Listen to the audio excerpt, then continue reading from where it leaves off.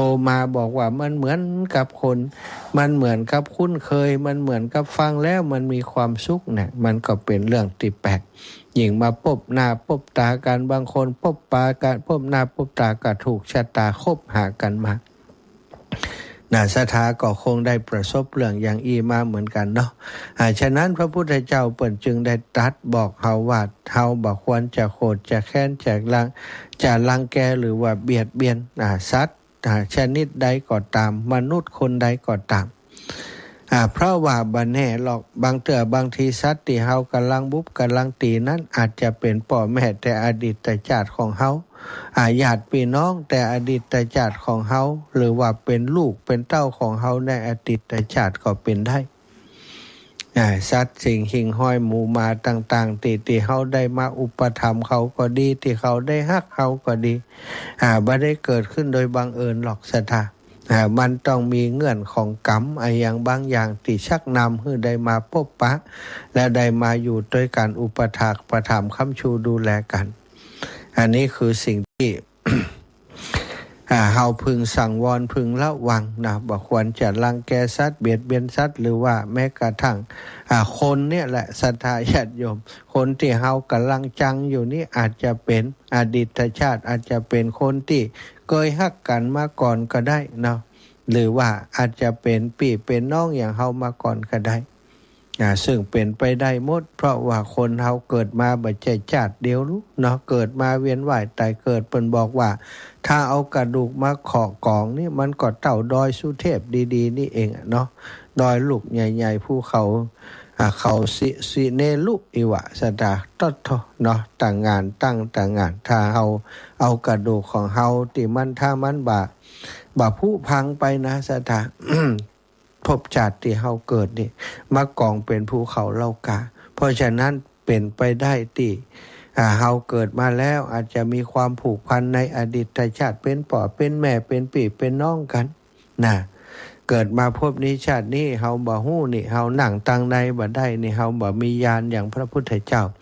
พระพุทธเจ้านี้ทรงทราบจึงได้บอกเรื่องนี้ให้คนทั้งหลายได้พึงระวังอย่าได้เบียดเบียนกันเพราะมันบัดแน่ว่าอาจจะเป็นคนหรือว่าสัตว์สิ่งหิ่งห้อยที่เฮาเคยรักเคยผูกพันกันมาพบมาปะกันชาติใหม่ในความจริงในอดีตชาติอันยาวนานนั้นนะเฮาบ่ฮู้ใดหรอกเนาะอย่างเนี้ยอย่างนกุลบิดากับนกุลมารดาสองสามีภรรยานี้เคยเป็นพ่อเป็นแม่ของพระพุทธเจ้ามาถึง500ชาติเนาะแล้วก็ที่สำคัญคือถึงสองสามีภรรยานี้นะท่านได้รับยกย่องจากพระผู้มีพระภาคเจ้าคือเป็นเอตทัคคะในความเป็นผู้มีความคุ้นเคยอย่างยิ่งภาษาบาลีว่าวิสาสิกานังความคุ้นเคยนี้พระพุทธองค์ทรงหมายถึงความไว้วางใจความสนิทสนมกลมกลืนในธรรมและการบ่มีความหวาดระแวงใดๆต่อกันฮักกันด้วยความบริสุทธิ์ใจฮักกันนับถือกันด้วยความบริสุทธิ์ใจบ่ใช่ว่าหันเพิ่นเป็นพระพุทธเจ้าเลยบอกว่าตัวเองเป็นพ่อเป็นแม่บ่ใจพระพุทธองค์ทรงทราบดีว่ามันเป็นความผูกพันติดตามมาจากอดีตชาติครั้งหนึ่งมีเรื่องเล่าว่าครั้งหนึ่งนกุลบิดาอายุมากแล้วในวัยชราภาพมากอายุนักก็คง70-80แล้วนะกำลังป่วยกระซับกระส่ายได้เข้าเฝ้าพระพุทธเจ้าเพื่อทูลขอกำลังใจพระพุทธเจ้าได้ทรงตรัสสอนหลักธรรมเรื่องการแยกกายออกจากใจซึ่งเป็นคาถาสำคัญที่ทำให้ท่านบรรลุธรรมะสูงขึ้นพระพุทธองค์ทรงตรัสว่าดูก่อนคหบดีกายของเธอนี้กระซับกระส่ายทรุดโทรมและเป็นโรคอยู่เป็นนิดเป็นรังแห่งโรคเพราะกายนี้มีสภาวะที่แตกสลายเป็นธรรมดาเพราะฉะนั้นเธอพึงศึกษาอย่างนี้ว่าเมื่อกายของเฮากระซับกระส่ายอยู่จิตของเฮาจะบักกระซับกระส่ายไปตุยดูก่อนจิตตคหบดีเธอพึงศึกษาอย่างนี้เถิดนะท่านพึงศึกษาอย่างนี้เถิดพระพุทธองค์ทรงใจความคุ้นเคยดุจพ่อลูกน้อมนำจิตใจของนกุลบิดา ให้มองหันความจริงของสังขารก็คือขันธ์ห้ารูปเวทนาสัญญาสังขารวิญญาณนี้ทรงสอนให้รู้ว่าเฮาบ่สามารถจะห้ามร่างกายบ่ให้แก่หรือว่าเจ็บได้แต่เฮาสามารถฝึกจิตบ่ให้ทุกข์ไปตามร่างกายได้และโดยบทธรรมบทนี้นกุลบัณฑิตนกุลบิดาจึงนำไปปฏิบัติจนบรรลุธรรมเป็นพระอนาคามีบุคคลอนาคามีบุคคลในการเวลาต่อมาอนาคามีนี้คือผู้ที่บ่ต้องกลับมาเกิดเป็นมนุษย์อีกแล้วสถาท่านจะนิพพานอยู่ในพรหมโลกอยู่เป็นสวรรค์ชั้นพรหมแล้วก็ปฏิบัติอยู่ตรงโน้นสุดท้ายก็นิพพานบ่ต้องกลับมาเกิดอีกเป็นพระอนาคามีแล้วป่านนี้ก็คงนิพพานไปแล้วแหละเนาะพระอนาคามี ความคุ้นเคยทางโลกแปลเปลี่ยนเป็นความสนิทสนมทางธรรมก็คือมิตรภาพที่แท้จริงนกุลบิดาสอนเฮาว่าความรักความผูกพันในอดีตความเป็นพ่อลูกหรือว่าสามีภรรยาจะมีประโยชน์ที่สุดก็ต่อเมื่อเกื้อกูลกันไปสู่ปัญญาและปล่อยวางท่านและภรรยาเป็นต้นแบบของสมชีวิตธรรมคู่สร้างคู่สมมีศรัทธาศีลจาคะและปัญญาเสมอกันท่านพิสูจน์ว่าแม้จะมีความคุ้นเคยสนิทสนมกับพระพุทธเจ้ายุทธญาติผู้ใหญ่แต่ท่านก็บ่เคยละเลยที่จะปฏิบัติตามธรรมคำสอนอย่างเคร่งครัดจนสามารถพากันข้ามพ้นห่วงทุกข์ได้เนี่ยศรัทธามีเรื่องเล่าว่านักกุลมารดานักกุลบิดาตอนบัดสบายนั่นศรัทธามีความกังวลใจคือหน้าตามนหมองหน้าตามนหมองเหมือนกับคนที่บ่อยากจะถ่าย ซึ่งนักกุลมารดานั้นฮู้ว่าสามีคิดอย่างใดก็เลยบอกว่าท่านปี่บ่ต้องห่วงถ้าปี่บ่ไหวแล้วก็บ่ต้องห่วงครอบครัวบ่ต้องห่วงตัวเฮาและลูกๆว่าจะอยู่กันบ่ได้เฮาเป็นคนเข้มแข็งเฮาเป็นคนสามารถทำงานช่วยเหลือตัวเองได้เฮานี่ปลูกฝ้ายทอผ้าเก่งมีฝีมือในด้านหมู่นี้ท่านบ่ต้องห่วงเฮาสามารถทอผ้าเลี้ยงลูกเต้าของเฮาได้ถ้าหากท่านบ่ไหวแล้วก็ตายได้เลยบ่ต้องห่วง ตายได้เลยบ่ต้องห่วงเพราะว่าร่างกายของเฮานั้นเป็นอนิจจังทุกขังอนัตตาเฮาบ่ตายวันนี้วันหน้าก็ต้องตายเฮาเองก็จะต้องตายเหมือนกันวันหนึ่งท่านถ้าหากว่าไหวแล้วก็ตายได้เลยบ่ต้องห่วงตัวเฮาอยู่รอดได้แต่ขอให้ท่านบ่ต้องเป็นห่วงบ่ต้องกังวลอะไรอย่างทั้งสิ้นแล้วก็บ่ต้องห่วงว่าท่านตายแล้วเฮาจะไปมีคนอื่นความผูกพันของเฮาท่านก็รู้ดีถ้าเฮาตายก่อนเฮาก็เชื่อมั่นในตัวท่านว่าท่านบ่เปลี่ยนแปลงไปเป็นอื่น จะบ่มีคนอื่นตัวท่านก็เช่นเดียวกันให้ไว้ใจตัวเฮาตัวแม่เนี่ยจะบ่มีคนอื่นแน่นอนจะอยู่กับลูกกับเต้าจะเลี้ยงลูกคือใหญ่หน้ากาบาลแล้ววันหนึ่งก็จะตามท่านไปท่านบ่ต้องเป็นห่วงบ่ต้องเป็นกังวลแล้วต่อมาพระพุทธองค์ก็ทรงมาสอนอีกนะบอกว่าท่านให้พิจารณามองหันความจริงของสังขารรูปเวทนาสัญญาสังขารขันธ์ทั้ง5นั้นว่ามันเป็นของบ่เที่ยงเป็นทุกข์เป็นอนัตตาหาตัวตนบ่ได้ซึ่งก็ทำให้ท่านได้เป็นพระอนาคามีในเวลาต่อมาแล้วก็ได้ทำกาละไปศรัทธาญาติโยมนกุลมารดาและนกุลบิดานี้ซึ่ง2พราหมณ์นี้มีความฮักมีความผูกพันกันแล้วก็ปากันให้พ้นทุกข์ถึง2ท่านนี้ได้เป็นพระอนาคามีเหมือนกันเลยก็คือจะได้กลับมาเกิดแห่งแล้วเหมือนพระสกทาคามีจะต้องกลับมาเกิดเป็นมนุษย์อีกครั้งแล้วก็จะได้เป็นพระอนาคามีแล้วก็นิพพานในที่สุด ส่วนพระอนาคามีนี้มาต้องกลับมาเกิดเป็นมนุษย์สามารถนิพพานในสวรรค์ในจันทร์พรหมปุ่นได้เลยเนาะศรัทธาญาติโยมดูเวลาแล้วก็พอดีละเนาะคนเฮามันมีความผูกพันติดลึกซึ้งต่อกันการติเฮาได้มาพบปะกันในโลกใบนี้ศรัทธาเปิ้นบอกว่าบ่มีไอ้หยังบังเอิญหรอกบ่มีไอ้หยังบังเอิญการเฮาได้พบคนนั้นคนนี้ในเวลานั้นในเวลานี้นี่บ่ใช่เรื่องบังเอิญเป็นเรื่องที่มันจะต้องได้พบได้ปะกันเป็นเรื่องของบุพเพสันนิวาสก็ว่าได้ศรัทธาสิ่งต่างๆที่เฮาได้พบปะในชีวิตของเฮาทุกวันนี้บ่มีไอ้หยังเกิดขึ้นโดยบังเอิญเกิดจากบุญจากกรรมอย่างต่างๆที่เคยทำเคยผูกพันกันมาก่อนถ้าหากว่าเฮามีครอบครัวได้เจอคนที่ฮักเจอคนที่ฮักเฮาก็ขอฮือทนุถนอมความฮักอันนั้นเอาไว้ได้เป็นแม่เป็นลูกเป็นพี่เป็นน้องกันก็รักษาความสัมพันธ์ที่ดีอันนั้นเอาไว้สายเลือดที่เฮาทำให้เฮาได้มาเกิดด้วยกันนั้นเกิดจากที่เฮาได้สร้างบุญสร้างกุศลด้วยกันมาจึงได้มาเกิดเป็นพ่อเป็นแม่กันนะแล้วก็จะไปลืมเนาะบุญคุณที่พ่อแม่สร้างไว้ให้กับเฮา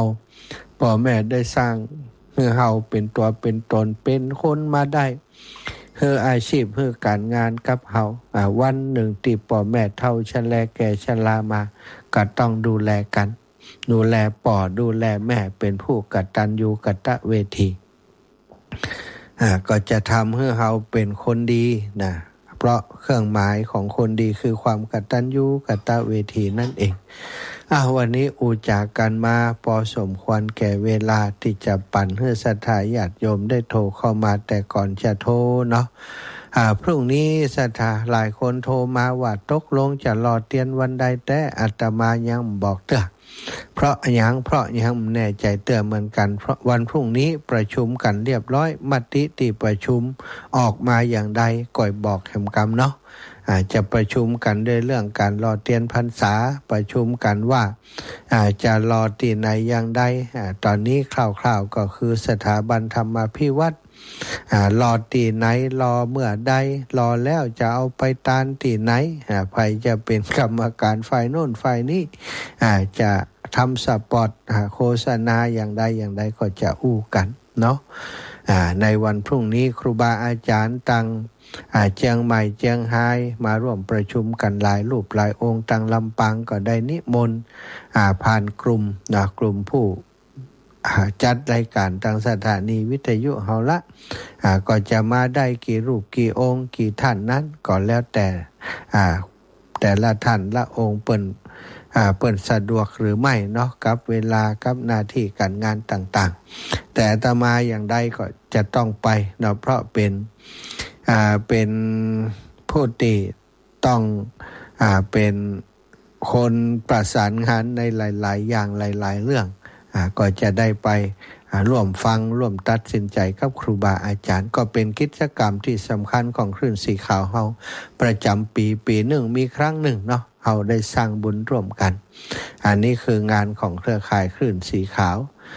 ที่จบไปแล้ววันก่อนนั้นก็เป็นของเครือข่ายเหมือนกันรดน้ำดำหัวครูบาอาจารย์แล้วก็การรอเตียนนี้ก็เป็นงานประจำปีของคลื่นสีขาวเนาะศรัทธาสำหรับพรุ่งนี้เนาะศรัทธาพี่น้องที่โทรมาวันก่อนพี่น้องตังหนองยางพี่น้องตังสีหมดเก้าเนาะได้คิววันพรุ่งนี้ได้เจอกันเนาะ บัดได้ไปหาหลายวันแล้วเนาะแล้ววันนี้ก็ขอบคุณศรัทธาพี่น้องตังบ้านน้ำโจบ้านป่าจ้ำที่ดูแลกับข้าวกับปลาข้าวน้ำอาหารได้ถวายมาอนุโมทนาบุญขอบคุณเป็นอย่างยิ่งแล้วก็ขอบคุณไปยังครอบครัวแม่ปราณีเมืองใจมาเนาะพี่น้องบ้านนาแก้วตะวันออกได้ปากันมาแอวแล้วก็ถวายรองเท้าเมื่อหลายวันก่อนเอารองเท้ามาถวายพระสงฆ์องค์สังฆเจ้าที่ปฏิบัติศาสนกิจปฏิบัติธรรมอยู่ที่วัดบรรพตสถิตได้ครบควยกันทุกรูปนะขาดทุกปีจุกไปเพราะว่า เท้าเปิ่นใหญ่ ใส่บ่ได้ เพิ่นก็จะมาใหม่อยู่เนาะพร้อมคุณโยมน้องแตงนะซึ่งก็เป็นลูกของโยมแม่ปราณีเมืองใจมาขอบคุณอนุโมทนาบุญสำหรับศรัทธาที่ให้หอมมาในโครงการต่างๆเนอะหอมกับน้ำกับไฟแล้วก็หอมกับเบื้องหอมปูนหอมทรายอย่างมาตลอดถึงได้หอมงานอายุวัฒนมงคลหลวงปู่พระครูปฏิพันธ์ธรรมทินติพันธ์มามีงานประชาสัมพันธ์อีกงานหนึ่งงานอายุวัฒนมงคลท่านอาจารย์พระครูกัลยาณปราโมทย์ซึ่งจะจัดที่ม่อนห้วยแก้วในวันที่30ที่จะถึงนี้เนอะสัตว์วันที่30ที่จะถึงนี้ที่วัดม่อนห้วยแก้วอำเภอดอยลอจังหวัดเชียงใหม่ศรัทธาญาติโยมทั้งหลายตอนนี้นะที่มีรถของโยมแม่บัวเย็นจันทบได้คนขาดแถม3คนว่าอันเนอะไปจะไปโดยก็แจ้งคือทราบบอกมาได้เลยอีก3คนที่รถแม่บัวเย็นจันทบเนาะแล้วก็รถของโยมน้องสมควรใจน้อยนะก็ตอนนี้ต่างพี่น้องน้ำโจประจำใครจะไปด้วยกันก็บอกที่โยมน้องสมควรใจน้อยบันแน่ใจว่าโยมน้องสมจิตอินทรวิจิตวันก่อนบอกว่าน้องจะไปปุ้นเอาไปวัดอันหม่อนห้วยแก้วบ่ได้ไปงานหลวงปู่เนื้อทุปีติดงานตั้งเพบอกว่าวันที่30ได้ไปก่อนเนาะพี่น้องตั้งบ้านโป่งใต้บ้านโป่งเหนือโป่งใต้หรือว่าที่อื่นนะแม่พี่น้องตั้งบ้านลุกก็ดีพี่น้องตั้งที่เคยไปด้วยกันเนาะตั้งบ้านลุกตั้งนากวางนาฟานเนอะใครจะไปอย่างใดก็แจ้งให้ทราบจิมนะจะได้นัดหมายบอกกันว่ารวมตัวกันที่ไหนพบปะกันที่ไหนออกเวลาเท่าใดล่ะเอาละศรัทธาปั่นเวลาให้ศรัทธาญาติโยมได้โทรเข้ามาตะกี้มีคนพยายามโทรเข้ามาตะลิงติ้งต้องแต่บ่ฮับเตือเพราะจบเด้อ เอาละจบแล้วโทรได้0808844173 0808844173เน้อก็จะได้รอเตียนด้วยกันแถมละเนาะก็คงประมาณเดือนนี้เดือนพฤษภาเดือนมิถุนายนศรัทธาเหลือเวลาเตรียมงานแถมประมาณ20กว่าวันเนาะมันถึงเดือนมันถึงเดือนที่จะมีการประชุมวันที่23นะก็คงประมาณเกือบจะเดือนเหมือนกันแต่บ่ถึงเดือนที่จะเตรียมการเตรียมงานเตรียมวัสดุอุปกรณ์เอาเบาหล่อตีไหนเอาอย่างตีไหนไผจะรับผิดชอบเรื่องอะไรยังแผ่นเตียนที่จะให้ศรัทธาได้มาปูจาร่วมบุญนั่นไผจะเป็นคนเตรียมจะให้ปุ่นปูจาแผ่นลัดเต่าใดก็จะได้อู้กันเนาะเอาละเนอะศรัทธาเวลานี้แบ่งให้ศรัทธาญาติโยมได้โทรละ0808844173เจริญพรยายพรมาจากเจ้าแค่ถามลุงน้องเปิ่นยังบอกที่ไปเที่ยวอยู่ก็บอกฮู้นะบ่ได้โทรไปถามเปิ่นรู้สึกว่าเปิ่นค่อยสบายหรือยังไดจ้ะวันนั้นเดินไปวัดเหมือนคุณจ้ะบ่ได้ไปเจ้าเจ้าไม่ได้โทรหาเจ้าศรัทธาญาติโยมนะวันที่31นะวันที่31สำหรับคนลำปางพี่น้องบ้านมอบ้านทงบ้านทรายเจ้าภาพศรัทธาวัดเจดีย์พระเจดีย์เสาหลังพระอารามหลวงเนาะเปิ้นก็จะมีกิจกรรมตั้งแต่วันที่29วันดา30นี่ก็วันทักษิณานุปทานกิจกับบุรพาจารย์แล้วก็31นี่เปิ้นจะมีส่งน้ำพระธาตุที่วัดพระเจดีย์เสาหลังศรัทธาญาติโยมไปร่วมบุญส่งน้ำพระธาตุโดยการที่วัดพระเจดีย์เสาหลัง วันที่30นั้นนอกจากจะอายุวัฒนมงคลของท่านอาจารย์พระครูกัลยาณปราโมทย์แล้วก็จะมีการทอดผ้าป่าสมทบทุนเป็นค่าก่อสร้างนะวัสดุอุปกรณ์ในการสร้างสำนักสงฆ์แม่ลองใต้อำเภอองค์ก่อยจังหวัดเชียงใหม่สถานเจริญปอนแม่เจริญปอนฮับแล้วตั้งใดที่ไหนฮับแล้วได้ยินก็ต่างปุ่นได้ยินแน่นอนเพราะว่าดับปิ้ง เสียงอาตมาได้ยินเสียงปุ่นเนอะต่างปุ่นได้ยินเสียงอาตมาไหมทราบแล้วเปลี่ยนนะที่นี่ที่ไหนใครโทรมาเอาละเอาเจริญปอนเอาไปสาเจ้าท่านมหาเจ้าแม่ยังก็จำเสียงมาได้ละก้าจำได้แม่โทรศัพท์ใหม่มันบันทึกจื่อฮื้อตัวแม่พงพกาโอ้อีแม่เมินด่ะโอ้โทรศัพท์เครื่องนั้นมันบ่ดีท่าน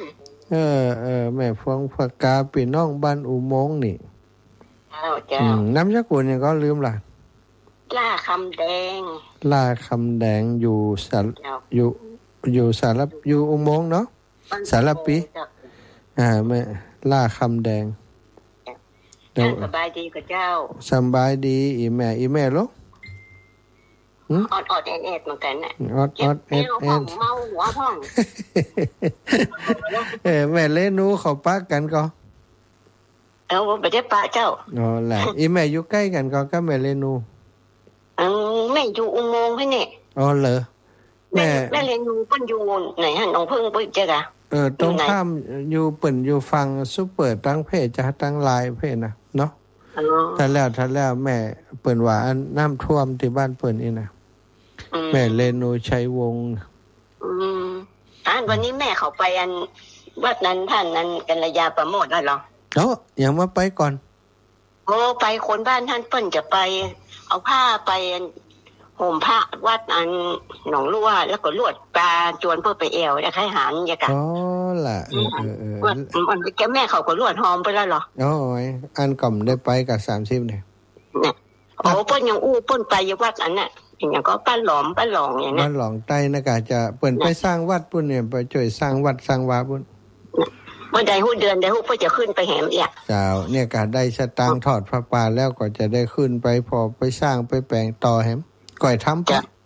เจ้าวัดเปิ้นม่วนท่าน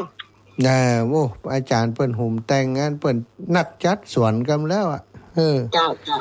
เปิ้นจบเกษตรมาว่าตุ้ลงดอยนั้นไปก่อไปกาไปมันได้เอามือเขาก็มาเนี่ยผู้ชายขี่ลีรอไปก่อไปกาอันนั้นจำให้กันก็สหายแต่ลำปางรอไปไปไหลเอามือเจ้าไอ้อินนะเจ้าอีแม่ขอบคุณเจ้าสัตว์เตือนปอนวันผูกกับปะกันละอาจารย์พระครูกัลยาณปราโมทย์วัดหม่อนห้วยแก้วเนื้อสถาวัดเปิ่นงามท่านอาจารย์เพิ่นนั้นจบเกษตรมาเนี่ยเปิ่นจบเกษตรมาแล้วเปิ่นหุ้ม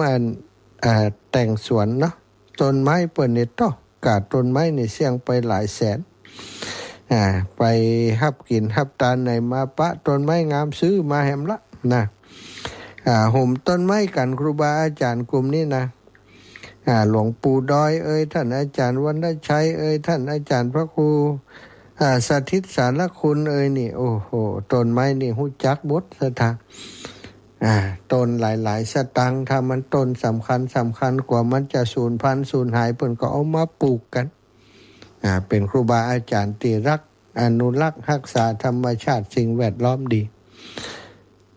ตังลำปางวันนี้นี่ลำปางนี่ดับปิงเอาเฮ้ยลำปางวันนี้มีไผโทรมาใส่จะกลัวฝนตกลำปางโทรมาหาอาตมาได้เหมือนหลายคนก็เลยใครโทรมาแล้วเดียวมันเป็นยักษ์โทรไปหาครูบาอาจารย์รูปอื่นๆพ่อง ได้อูจาได้ฮื้อกำลังใจเปิ้นเนาะหมู่เฮานี่เมินแล้วนะคบกันมาอู้กันมารู้จักกันมา 5-6 ปีแล้วใกล้พ่องเนาะเอาตนใหม่ๆองค์ใหม่ๆโทรไปฮื้อกำลังจิตกำลังใจเปิ้นลำปางก็ลังว่าได้ยินอยู่ค่ะสถานีดีอยู่ก็สถานีดังอยู่ก็เนาะแต่เกียรติมาฟังทางนอกก็ได้ยินเสียงอยู่เนี่ยเอาละสถาเวลาหมดแล้วหมดเวลาแล้วเนาะคนที่ตั้งใจจะโทรมาก็ไม่ได้โทรมาแต่เนาะไว้โอกาสหน้าปะกันใหม่พรุ่งนี้วันอย่างพรุ่งนี้วันเสาร์ปะกันอยู่เนาะค่อยอุจากันต่อไปเอาละวันนี้ได้สนทนาอุจามาเป็นเวลาที่เหมาะควรแล้วก็ขอนำรายการจากลาสถายปล่อยแม่ไปโดยเวลาเพียงเท่านี้ก่อนขอความสุขสัสดีจงมีแก่ศรัทธาสาธุชนทุกคนทุกท่านเนอะจัตตารโอธรรมาวัฏันติอายุวันโนสุขังพระลัง